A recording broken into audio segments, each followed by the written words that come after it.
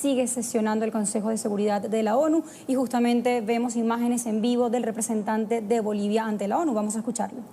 Y como a los valores y principios de la Carta de las Naciones Unidas. Bolivia rechaza el uso o la amenaza del uso de la fuerza. Las acciones unilaterales responden no solamente a intereses específicos de quienes las ejercen,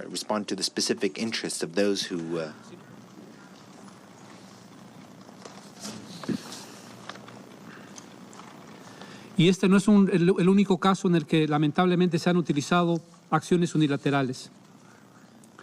Recordemos, y no nos cansaremos en recordar, los sucesos en Irak el año 2003 y en Libia el año 2011.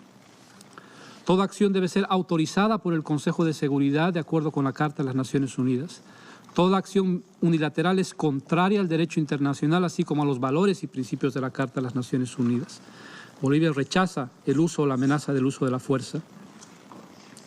Las acciones unilaterales responden no solamente a intereses específicos de quienes las ejercen, sino que son medidas, y permítame la expresión, imperialistas. Sucede que los imperios, como decíamos en otra intervención, se creen moralmente superiores al resto del mundo. Se creen excepcionales y se creen indispensables.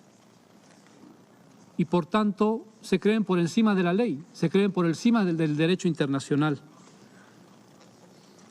Pero en realidad el interés de quienes utilizan unilateralmente la fuerza y violan la Carta de las Naciones Unidas no es el de avanzar la democracia, no es el de avanzar la libertad, no es el de luchar contra el uso de armas químicas. Su objetivo es expandir su poder y expandir su dominación.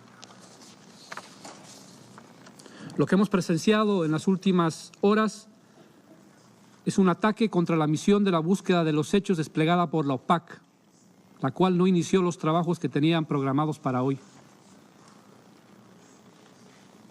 El ataque unilateral es un ataque contra las organizaciones multilaterales, como la Organización para la Proscripción de Armas Químicas, la OPAC. Es un ataque contra este Consejo y contra su tarea principal del mantenimiento de la paz y seguridad internacionales. Es un ataque contra la Carta de las Naciones Unidas y es un ataque contra toda la comunidad internacional. Me pregunto a esos miembros permanentes que han utilizado la fuerza hace pocas horas, ¿cuánto dinero han invertido en armar y entrenar a los grupos armados en Siria? ¿Detrás de qué recursos naturales están? ¿Con qué autoridad moral podrán hablar de la Carta de las Naciones Unidas en otros casos? Es larga la historia, lamentablemente, de las violaciones a los principios y propósitos de la Carta. Habíamos hablado de Libia, hablamos de Irak, pero existen capítulos recientes. Lo sucedido con la decisión unilateral sobre Jerusalén es otra señal absolutamente clara de la falta de respeto al derecho internacional. ¿Quiénes son los que venden armas a quienes bombardean a civiles en Yemen? ¿Quiénes han rechazado el Acuerdo de París sobre cambio climático? ¿Quiénes se han alejado de las negociaciones sobre el Pacto Global de Migraciones? ¿Quiénes son los que construyen muros? Pero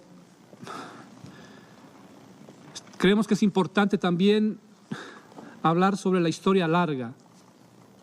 Estamos viviendo las consecuencias, sobre todo en el Medio Oriente, de los estragos provocados por algunas de las mismas potencias hace más de un siglo y su desprecio por el derecho internacional.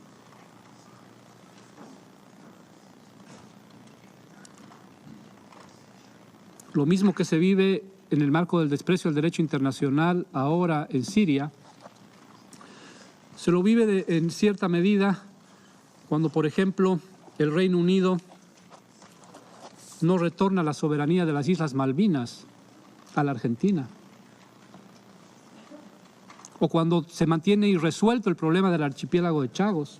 Ojalá que se respete la opinión consultiva de la Corte Internacional de Justicia sobre ese tema. Es decir, estamos hablando sobre un conjunto de políticas atentatorias a la paz y a la seguridad internacionales. La distinguida representante permanente de los Estados Unidos dice que los Estados Unidos, su país, están listos para disparar, locked and loaded.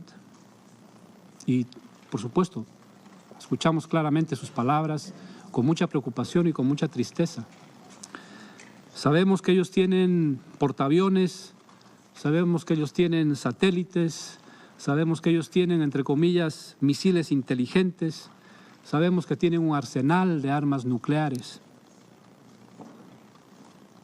Y también sabemos que tienen un desdén por el derecho internacional. Pero nosotros tenemos esto. Tenemos los principios y los propósitos de la Carta de las Naciones Unidas. Y al final, como la historia nos lo demuestra una y otra vez, al final estos principios van a prevalecer. Muchas gracias. Agradezco al representante de Bolivia por su declaración.